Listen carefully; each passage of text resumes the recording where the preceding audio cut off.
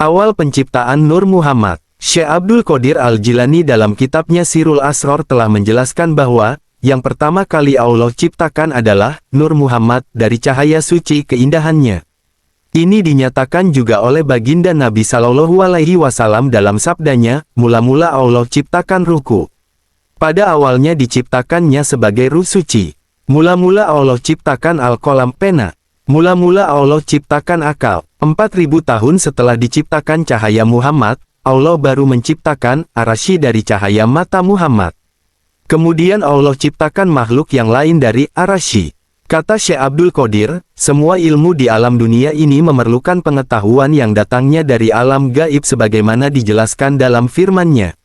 Dan kami telah ajarkan kepadanya satu ilmu dari sisi kami, ilmu laduni. Surah Al-Kahfi ayat 65. Kebenaran atau hakikat tidak akan diperoleh dengan hanya menggunakan pengetahuan panca indera dan alam kebendaan saja.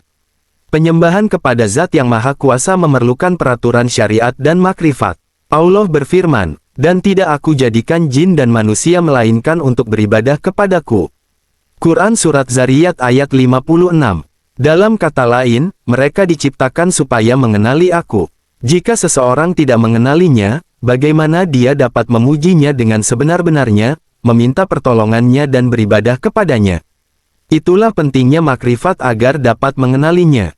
Allah yang Maha Tinggi berfirman melalui Rasul-Nya, Aku adalah perbendaharaan yang tersembunyi. Aku suka dikenali, lalu aku ciptakan makhluk supaya aku dikenali. Tujuan suci diciptakan manusia ialah supaya mereka mengenali Allah, memperolehi makrifat. Ada dua peringkat makrifat yang suci. Seseorang itu perlu mengenali sifat-sifat Allah dan dalil-dalil yang menjadi kenyataan atau penzahiran bagi sifat-sifat tersebut. Satu lagi ialah mengenali zat Allah. Nabi Muhammad Shallallahu Alaihi Wasallam menggambarkan kedudukan beliau di sisi Allah. Tiada hijab, tiada halangan di antara kewujudannya dengan zat Allah. Ada masa aku dengan Allah di mana tiada malaikat yang hampir dan tidak juga nabi yang diutus.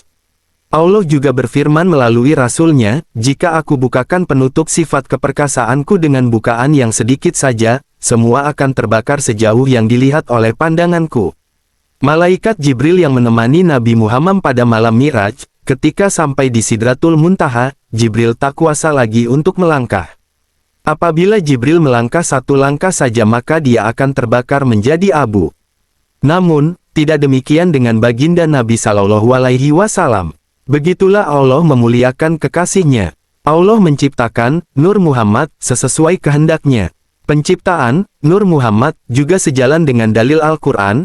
Allah berfirman yang artinya, sesungguhnya telah datang kepadamu cahaya, nur, dari Allah dan kitab yang menjelaskan. Quran Surat Al-Maidah ayat 15. Apa yang dijelaskan Syekh Abdul Qadir Al-Jilani tentang penciptaan Nur Muhammad juga diamini oleh Syekh Nawawi Al-Bantani. Beliau menukil hadis dari Jabir. Sebagaimana tersebut dalam hadis riwayat sahabat Jabir radhiyallahu anhu bahwa ketika ditanya perihal makhluk pertama yang diciptakan Allah, Rasulullah Shallallahu Alaihi Wasallam menjawab, sungguh Allah menciptakan nur nabimu sebelum segala sesuatu. Allah menjadikan nur cahaya itu beredar dengan kuasa Allah sesuai kehendaknya. Saat itu belum ada lauh, kolam, surga, neraka, malaikat, manusia, jin, bumi, langit, matahari, dan bulan. Atas dasar ini, nur itu adalah substansi, bukan aksiden. Syekh Nawawi Al-Bantani, Madarijus Su'ud ila Iktisail Burud.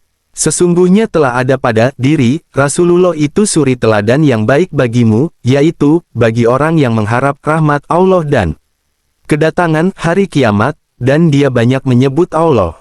Quran Surat Al-Ahzab ayat 21. Ya Allah, limpahkanlah solawat kepada Nabi Muhammad, hamba, Nabi dan Rasulmu, seorang Nabi yang umi. Wallahu a'lam bisawab.